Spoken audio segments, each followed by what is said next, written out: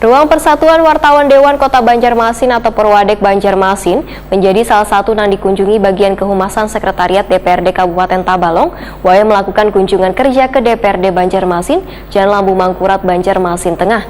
Hasil kunjungan nantinya akan ditindaklanjuti dikarenakan wayah ini di DPRD Kabupaten Tabalong lagi menyusun APBD 2023. Ruang Persatuan Wartawan Dewan Kota Banjarmasin atau Porwadek Banjarmasin menjadi salah satu yang dikunjungi bagian kehumasan Sekretariat DPRD Kabupaten Tabalong yang melakukan kunjungan kerja ke DPRD Banjarmasin, Jalan Lambu Mangkurat, Banjarmasin Tengah, jelang tengah hari Kamis 17 November 2022.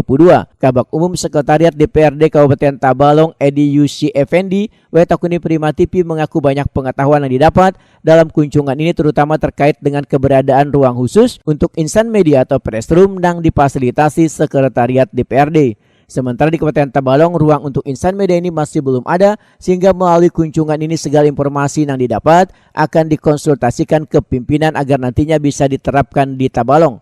Menurut Edi Yusi Effendi, hasil kunjungan ini nantinya akan ditindaklanjuti dikarenakan ini di DPRD Kabupaten Tabalong lagi menyusun APBD 2023.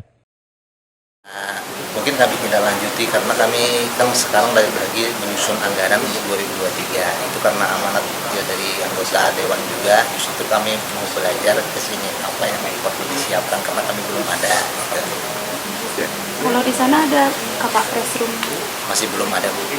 Kalau untuk wartawannya sendiri? Wartawan ada, tapi kami masih terbatas. Wartawan hanya beberapa masih umum, kami tidak ada ruangan tersendiri.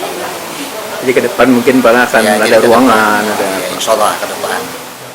Edi Yusi Effendi menambahkan, keberadaan press room Dewan ini sangatlah menguntungkan lantaran segala informasi atau kegiatan yang dilakukan oleh anggota DPRD bisa diketahui oleh warga.